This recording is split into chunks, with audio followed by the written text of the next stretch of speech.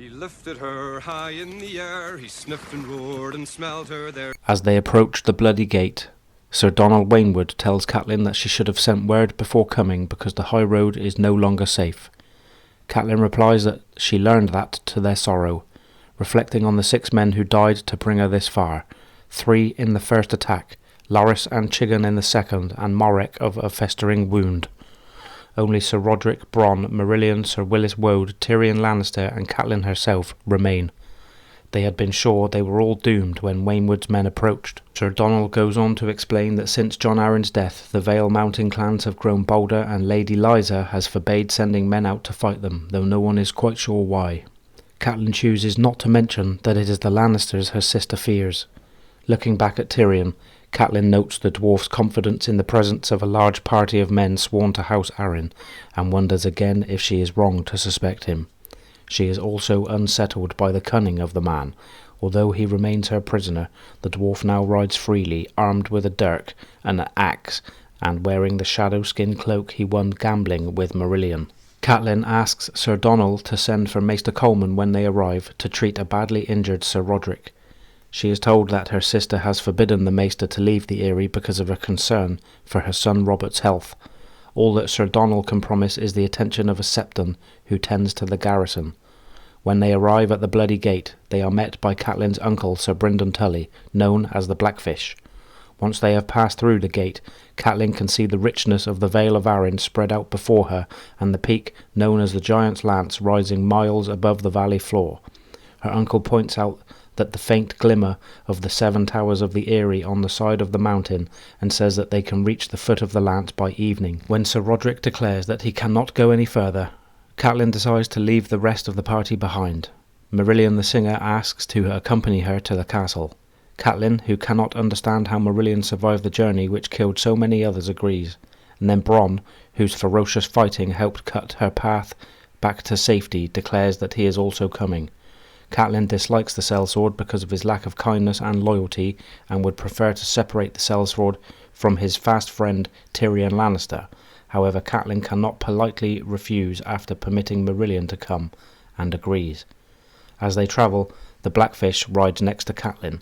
Catelyn recalls that her uncle was so close to all the Tully children and even Peter Baelish when they were children, despite a long feud with their father, Lord Huster.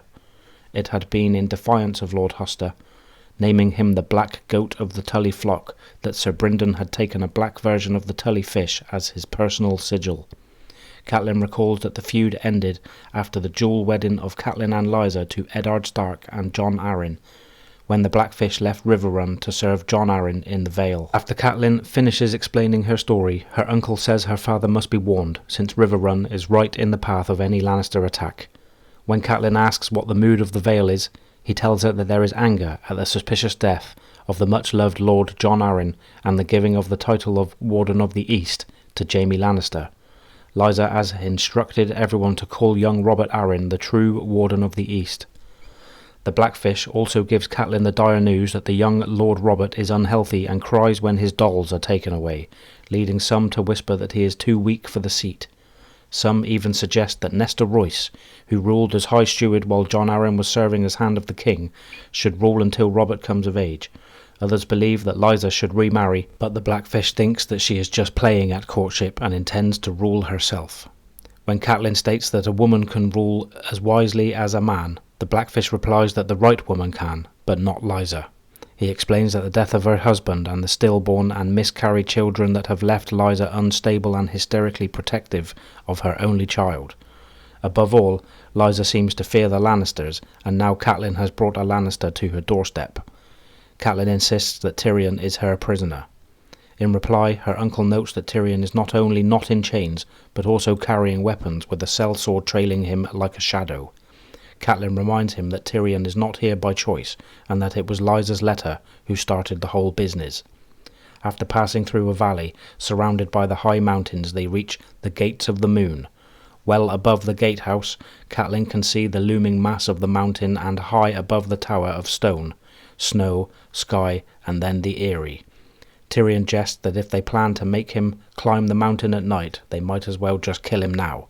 He is told that they will rest until morning. When the dwarf asks how one gets up, He is told that there are steps leading up the mountain and trained mules that go as far as the way castle called Skye. Beyond that, the ascent is made on foot, or in the winch baskets that bring up supplies. The Eyrie is directly above Skye. Tyrion declines the offer of being sent up in a basket because his father would not approve of him going up like a load of turnips if the others ascend on foot, claiming that Lannisters have a certain pride. Catelyn responds that Lannisters have arrogance, avarice, and a lust for power. Tyrion replies that his father is the soul of avarice. Jaime has pride and Cersei lusts for power, but he is innocent as a lamb and will bleat for her. The portcullis is raised and they are met by Lord Nestor Royce. Brynden asks for hospitality for the night and is told that Catelyn has been instructed to go up tonight, but the rest can have the hospitality of the castle. Brynden is furious, considering night ascent to be too dangerous without a full moon. The guide, Maya Stone, then introduces herself and promises that no harm will come to Catelyn, citing her experience on 100 night ascents. Stone is the surname of bastards in the Vale and reminds Catelyn of Jon. She is speechless, but Lord Nestor states that Maya has never failed him, and so Catelyn agrees to the night ascent. Maya Stone guides Catelyn up the long path to the Eyrie in the dark, claiming that torches only blind one on a clear night. Maya then tells Catelyn that Michael Redfort, a squire she loves, says she has the eyes of an owl. Catelyn knows that, because his family is highborn, the squire will never be allowed to marry a bastard. At each way tower, they switch to fresh mules. The trip to the first way tower does not seem too bad, but the next part is much steeper. At the next way tower, Maya explains that it is called Snow, because hundreds of years ago, this was where the snow began. At first Catelyn thinks that, as a Tully and a Stark, there is little in the world to scare her. However, when they must lead the mules across a high saddle between two spires of rock, Catelyn finds that she is too scared to move. Maya comes back and escorts her, blind and trembling, step by step across. At Skye, Maya explains that they must walk the last hour because the trail is more like a stone ladder. Catelyn states that, having travelled all day and the best part of a night, she will ride with the turnips instead.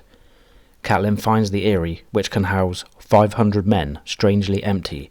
She is brought to her sister's quarters.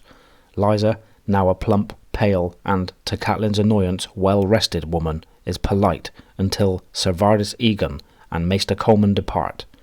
Then she rages at Catelyn for bringing Tyrion to the Eyrie, and thus dragging her into Catelyn's quarrel with the Lannisters. Catelyn replies that it was Lysa who sent the letter naming the Lannisters as the murderers of her husband.